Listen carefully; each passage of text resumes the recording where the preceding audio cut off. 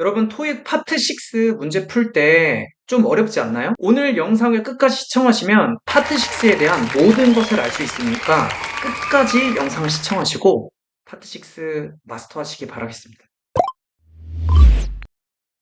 파트 6는 퍼즐하고 원리가 똑같다라고 기억을 하는 게 가장 쉬운 것 같아요. 여러분 혹시 퍼즐 맞춰본 적 있으세요? 퍼즐을 맞춰보려면 왼쪽, 오른쪽, 위아래 해서 네 방향 다 박아야 되고 하늘을 맞추려면 주황색, 보라색 이런 거 들고 있으면 안 되겠죠. 하늘은 보통 파란색이니까 근데 파란색 퍼즐 조각을 들고 있어야 맞춰볼 수 있다는 거죠. 그래서 파트 6는 이것과 원리가 똑같아요. 그래서 내가 한 방향만 보면서 퍼즐 맞추는 게 아니라 양방향을 봐가면서 이제 퍼즐을 맞춰주는 것처럼 빈칸이 포함되어 있는 문장에서 정답의 근거가 안 나오는 경우가 있다는 거죠. 그래서 그 직전과 직후에서 정답의 근거를 가져오는 방식으로 문제를 풀 줄 알아야 된다. 이게 파트 6에서 핵심이 되는 거예요. 그래서 제가 일단 파트 6 한 세트를 준비를 해왔거든요. 그래서 같이 문제를 풀기 전에 세 개의 원칙에 대해서 한번 확실하게 익혀두고 문제를 풀어볼게요. 일단 첫 번째는 파트 6는 처음부터 끝까지 다 읽으셔야 돼요. 이제 어렵게 나오게 된다면 정답의 근거가 직전 직후가 아닌 전반적인 맥락을 다 봐야 되는 경우도 있거든요. 그래서 끝까지 다 읽어야 된다. 두 번째는 파트 7 읽을 때도 마찬가지예요. 제목, 날짜, 수신인, 발신인 이런 정보는 반드시 확인을 하세요. 그 다음에 이제 세 번째는 이게 제가 퍼즐 원리로 설명을 해드렸던 거죠. 다시 한번 쉽게 비유를 한다면 A를 읽으면은 그 다음 장에서는 A 다시의 개념이 들어가는 거고요. B를 읽으면은 B 다시를 쓰는 거예요. 그러니까 내가 새로운 걸 창조해내는 게 아니라 이 지문 속에 제시된 내용에서 정답의 근거를 가져와야 된다라는 거죠. 제목, 수신인, 발신인은 저랑 같이 한번 볼게요. 곧 있을 인턴 과정에 대해서 홍콩 사무실 직원들한테 이 사람이 보내는 거네요. 그래서 여기서는 이 직원을 동료라고 했고요. 자, 이제 131번부터 풀어볼게요.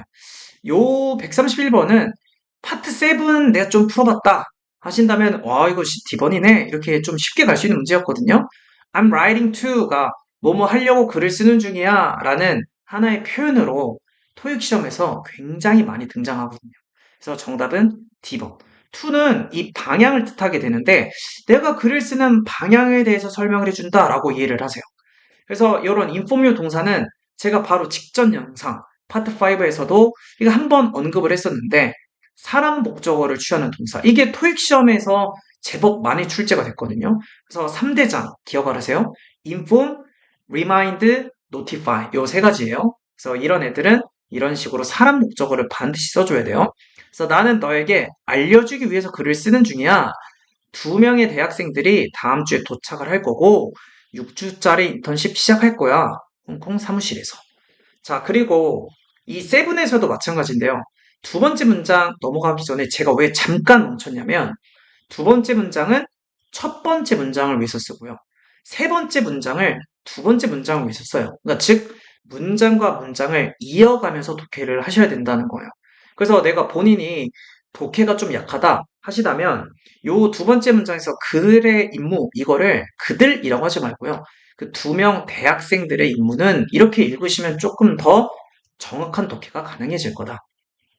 그들의 임무는 구성이 될 거래요.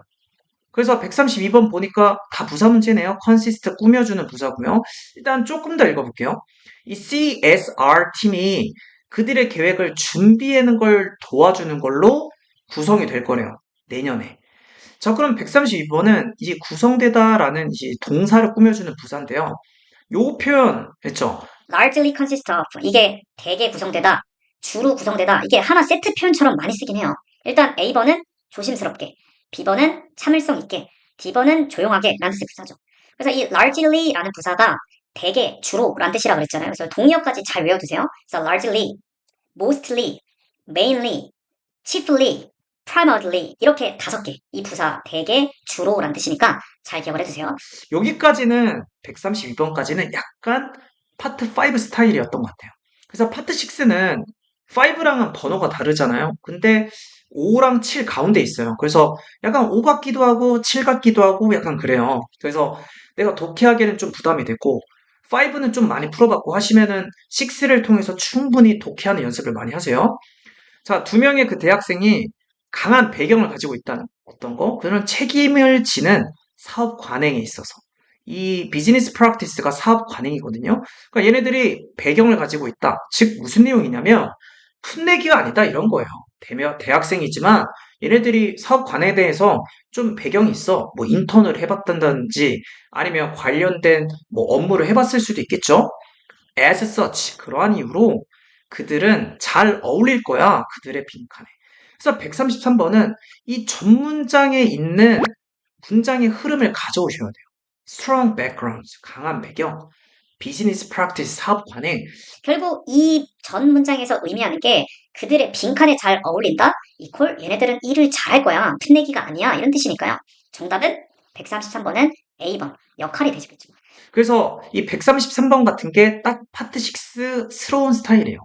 그래서 직접 문장에서 핵심을 뽑아와서 강한 배경이 있고 사업 관행 이런 두 가지 단어를 봤을 때 그들의 임무를 잘 할 수 있겠구나, 잘 어울리겠구나 이렇게 정답이 나온다는 거죠. 그 다음에 오늘의 메인은 바로 요거죠. 134번. 그래서 일단 읽어볼게요. 인턴들이 사용을 하게 될 거예요. 어디? 본관에 있는 빈 사무실을 이용한다. 그래서 핵심은 뭐냐면요. 먼저 알려드릴게요. Using the vacant office. 이게 핵심이에요. 빈 사무실을 이용할 것이다. 자, 밑으로 한번 볼게요. 장문공란 채우기를 풀 때는요, 키워드를 반드시 찾아야 돼요. 그래서 키워드를 내가 잘 못 찾았다 하면은 되도록이면 풀이 시작을 하지 마세요. 내가 파트 6 초보자라면요. 조금 시간이 걸려도 괜찮거든요. 뭐 진짜로 막 15분, 20분 이렇게 써도 괜찮으니까 직접 문장에서 핵심이 뭐다, 키워드가 뭐다 이걸 반드시 찾으세요. 그래서 이 키워드에 관련된 재진술 혹은 육화원칙 정보를 찾아주면 되거든요. 이게 좀 잘 이해가 안 갈 수도 있어요, 지금은. 그래서 제가 한국어로 한번 예시로 한번 같이 풀어볼게요. YBM 어학원은 다양한 수강 혜택을 제공합니다. 이런 문장이 있다면 이 전 문장 핵심은 바로 수강 혜택을 제공한다 이거죠. 그래서 정답이 몇 번이 돼요? B번이 되죠. 2번. 그래서 우리가 이런 문장 두 개를 나열했을 때 2번 문장은 수강 혜택이라는 단어는 없지만 나열될 수가 있어요. 왜냐하면 인과관계가 성립되니까. 그래서라는 접속사를 통해서 원인, 결과 이렇게 되죠. 수강 혜택 제공, 인기가 많다. 근데 나머지 보기를 보면요. 1번 같은 경우는 담당자가 연기할 것입니다. 지금 제공한다라고 현재 사실에 대해서 얘기를 하고 있으니까 이런 다음 달이란 말도 어색하고요. 그것을 연기할 것입니다. 이거 시제도 맞지 않겠죠? 3번, 4번은 다 근무 얘기를 하고 있어요. 그러니까 이게 듣는 사람 입장에서는 수강 혜택을 제공합니다 라는 설명이라 근무 일정은 연관성이 너무 떨어지거든요. 그러니까 키워드가 벗어났다는 거예요. 제가 다른 예시로 한번 또 들어볼게요. 나는 어렸을 때부터 여행을 매우 좋아했어. 그래서 나는 저녁을 먹을 거야. 들었을 때 딱 어때요? 이상하다라는 생각이 들죠. 그러니까 전 문장에서는 여행 얘기를 했으니까 나는 다음 문장에서 그래서 나 다음 달에도 여행 갈 거야. 뭐 이런 내용을 기대를 할 텐데 갑자기 저녁 얘기를 하니까 키워드가 벗어나는 순간 무슨 얘기지? 이렇게 된다는 거예요. 자, 그래서 다시 올라가 보면은 일단 이 재진술과 육화원칙은 천천히 설명해 드릴게요.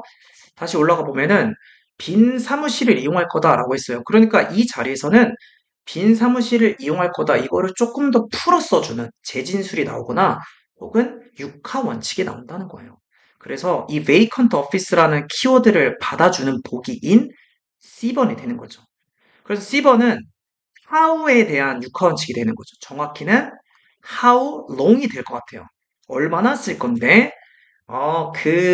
이제 빈 사무실은 6주 동안 그들의 것이 될 거야. How long에 대한 대답이 된다는 거죠. 이게 바로 뭐다? 육하 원칙에 대한 정답이 된다. 그래서 이거를 제가 이제 네 가지 예시로 설명해 드릴게요. 인턴과 빈 사무실 이용. 그러니까 인턴들이 사무실 이용한다라고 했으니까 병렬이 나온다라면 이런 스타일. 사무실은 최근에 개조되어서 편리하게 이용 가능합니다. 그러니까 같은 스타일 다시 한번 말한다는 거예요. 이런 게 바로 재진술이에요. 재진술에 포함이 되는 게 확장도 된. 게다가 야 이런 시설도 무료야 라고 내용을 덧붙여주는 거죠. 약간 호들갑 떨어지면서 이런 것도 있어. 그래서 in addition, even, also 이런 게 정답으로 되게 많이 나와요. 그 다음에 이 후, 탐이 내용 알려줄 거예요. 이렇게 사람에 대한 정보. 사무실은 다음 주부터 될 거예요. 웬에 대한 정보. 이게 바로 뭐다? 재진술 혹은 육하 원칙에 대한 제가 예시를 보여드린 거예요. 이게 파트 6 문제를 푸는 방식이다 라고 생각을 하시면 돼요. 나머지 보기를 한번 자세히 볼까요? 그들은 우리 사무실에서 멀리 떨어질 거야. 그러니까 지금 이제 얘네들이 동쪽에 있는 별관을 사용한다라고 했거든요. 그러니까 이때 데이가 받아줄 수 있는 건 일단 뭐죠? 복수인데 전 문장을 보시면요. 복수 표현은요. 인턴들이거든요. 그러니까 지금 인턴들이 우리 사무실과 멀리 떨어지게 될 것이다는 연결이 전혀 되지 않아. 왜냐하면 빈 사무실을 이용한다라 멀리 떨어진다라는 내용은 일단은 일관성이 없다라고 봐야 되겠죠. B번에는 일단 대타임을 받아줄 수 있는 표현 자체가 없고요. D번에서는 it will be for sale. 그러니까 나머지 이제 내가 딱 볼 수 있는 거는 얘네들이 빈 사무실을 인턴들이 사용하게 될 것이다. 즉, how long에 대한 정보, 육헌칙에 대한 정보를 줄 수 있는 C번이 정답이 된다는 거죠. 자, 이렇게 파트 6 문제 풀이까지 한번 맞춰봤는데요. 문제를 푸실 때 편안하게 그냥 내가 퍼즐을 맞춘다. 그래서 직전과 직후에서 근거를 가져오자 라는 방식으로 문제를 푸셔야지만 비교적 단기간 안에 파트 6 학습이 가능할 것 같아요. 그래서 오늘 영상은 여기까지 하고 오늘 꼭 배웠던 파트 6 접근 방식은 잘 복습하시면서 실제 문제 적용 이번에 연습을 하세요.